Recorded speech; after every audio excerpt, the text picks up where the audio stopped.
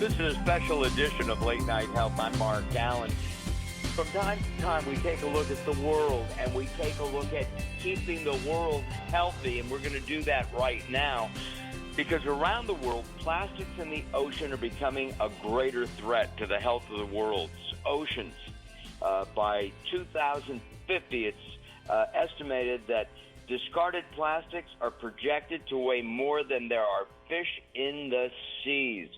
We're going to talk about how the Plastic Bank and SC Johnson have teamed up to form Social Plastic, an innovative way people around the world and here in the United States are helping the ecosystem be healthy and to clean up the problem that we have. Our guest is Alan Vandermolen. He is the Chief Communications Officer with SC Johnson. Alan, welcome to Late Night Health. Mark, thanks a lot and good evening. I'm really curious about something. You know, you go to the market, they hand you a plastic bag. Right now you have to pay a nickel or a dime, depending where you are. Is this the kind of plastic that ends up in the ocean and killing not only birds and sea life, it's just glutting the ocean? Is that one of the things we're talking about? That's certainly one of them. Soda bottles is one of them. Water bottles is one of them. I mean, there's all kinds of sources that are primarily from single-use plastics. And 60% of the ocean-bound plastic comes from rivers in Southeast Asia, which is why we're addressing this primarily at the source with our partners at Plastic Bank. You guys have teamed up and started something called Social Plastics. SC Johnson has done that. Tell us what that is. So Social Plastics is about going to the source of plastic waste, again, mainly rivers in Southeast Asia, and creating an economic incentive, an economic opportunity for impoverished people in those countries by collecting plastic from the mouths of rivers and taking that to one of 500 recycling centers that we've set up across Southeast Asia, where that plastic is collected, where the collectors are paid through digital currency straight onto their mobile phones, so it avoids crime and robbery, and then where that plastic starts to be treated and ends up in being the packaging for our Windex products here in the United States. Wow. So it's recycled. A number of years ago, styrofoam was a real problem, and a company recycled styrofoam and made it into, I think, park benches and things like that. And you're recycling it into Windex bottles? Yeah, so 100% of the packaging for our Windex brand in the United States is made from the plastic that we're collecting from one of these 500 recycling points in Southeast Asia. So the plastic's collected there, it's cleaned and pelletized, and then it's shipped to the United States, where then we process it, and it eventually ends up in our plant in Wisconsin, and it's turned into the packaging for our Windex brand. We're also expanding that into the packaging of our Scrubbing Bubbles product and our Mr. Muscle product in the United Kingdom. Wow. I mean, that's really fantastic. So SC Johnson is taking a look at the ecology of the oceans and the planet and helping to save the planet. That's the bottom line.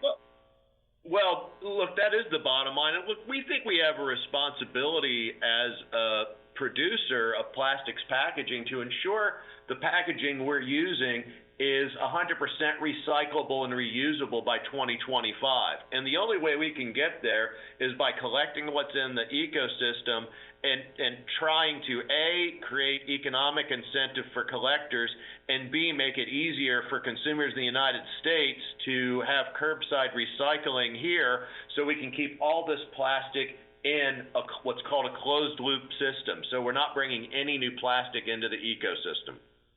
And at the same time, people should be aware of single-use plastic, like the grocery bags or water bottles that you mentioned when we started, right? They should avoid those.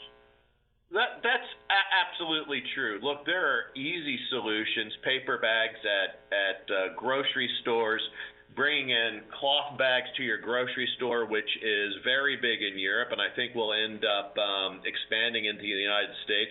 But also being aware of the products you're buying and making sure that you're buying products that come in recyclable and reusable plastics.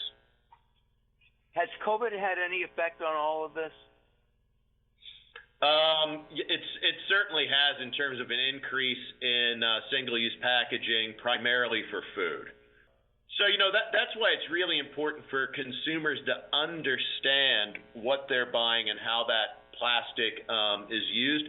But also, it's important for consumers to talk with their communities and municipal governments about setting up curbside recycling for plastics and single-use plastics. So those opportunities are available, but communities need to get involved. And at the same time, this is making a financial difference for those who are collecting and doing the recycling in Asia. Am I correct? Look, it is. Look, we're trying to help break a cycle of poverty in Southeast Asia by bringing legitimacy to plastics collection. A lot of plastics collection in Southeast Asia goes through middlemen, if you will. So the collectors are compensated pennies on the dollar of what they're getting through our model, which is collecting the plastics, bringing it to a recycling center that we've set up with Plastic Bank, and then being compensated with digital currency straight onto their mobile phones. And this is indeed helping change lives, because these people can make a livable wage and live. Well, they can make a livable wage, but at the same time, they can get their children to not be used for cheap labor, can enable their children to receive an education to start to break this cycle of poverty. So all this is very interconnected, and I think, most of us in the United States are pretty fortunate not to be at that level of poverty, and I think understanding the globality of these issues and connecting the dots, I think, can motivate all of us to make a difference.